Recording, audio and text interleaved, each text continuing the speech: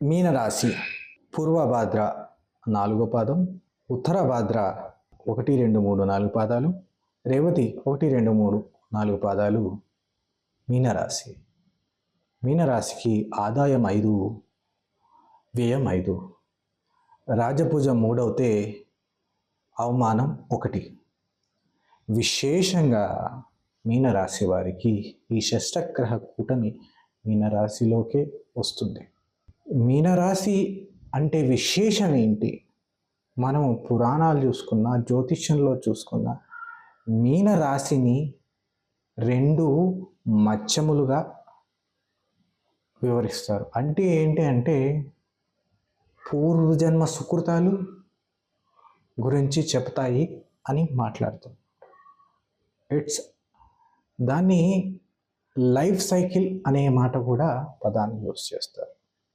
అందులో శనీశ్వరుడు లగ్నంలో ద్వాదశ భావంలో అంటే మీన కుంభంలో శనీశ్వరుడు రాహు ఉండడం, అందులో సంచారం కావడం, అందులో తృతీయ, చతుర్థ, పంచమ భావంలో బృహస్పతి సంచారము, షష్టమ కేతువు షష్టమ, సప్తమ భావంలో ఉండటం విశేషమైనటువంటిది.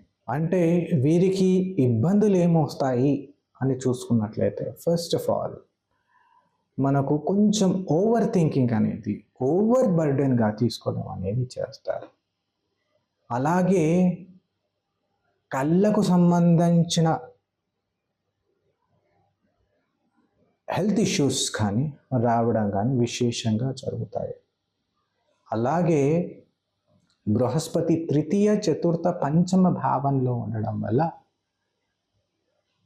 సంవత్సరం మొదటిలో కొంచెం వ్యయభావంగా ఉన్నా ఎప్పుడైతే కర్కాటక ప్రవేశం బృహస్పతి వస్తుందో ఫైనాన్షియల్గా కొంచెం స్టెబుల్ అవుతారని చెప్పుకోవచ్చు. కానీ సప్తమ భావానికి ఎప్పుడైతే శనీశ్వరుడు దృష్టి కలిగి కేతు ఉంటుందో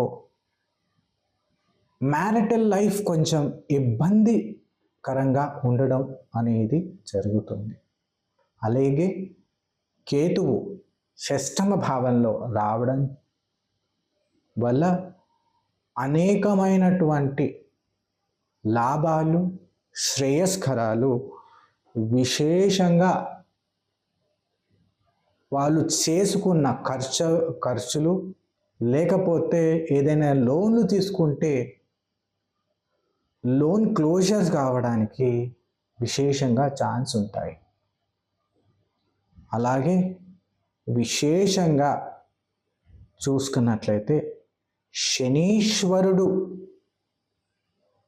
వారిని ఈ సంవత్సరం నడిపిస్తున్నారు అని అనుకోవచ్చు. అందులో శని కుంభ మీనాల్లోనే ఉంటున్నారు కాబట్టి విశేషంగా వారి కర్మలను క్షయం చేసుకోవడం అనేది ఒక దైవతానుగ్రహం అని అనుకోవచ్చు.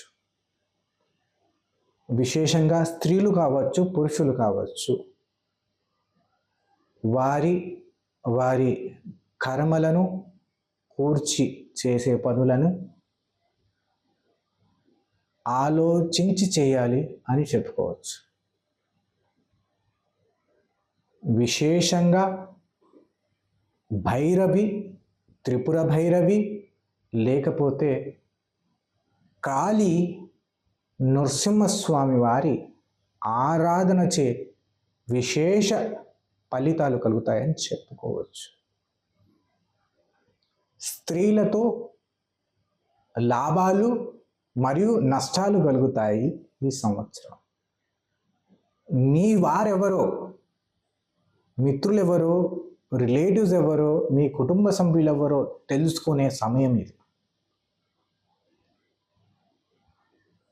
మీరు దైవతానుగ్రహంతో పాటు శత్రువులను కూడా పెంచుకుంటారు. విశేషంగా శనీశ్వరులని కేతువుని ఆరాధన చేసుకోండి, శుభ ఫలితాలను పొందండి. స్వస్తి.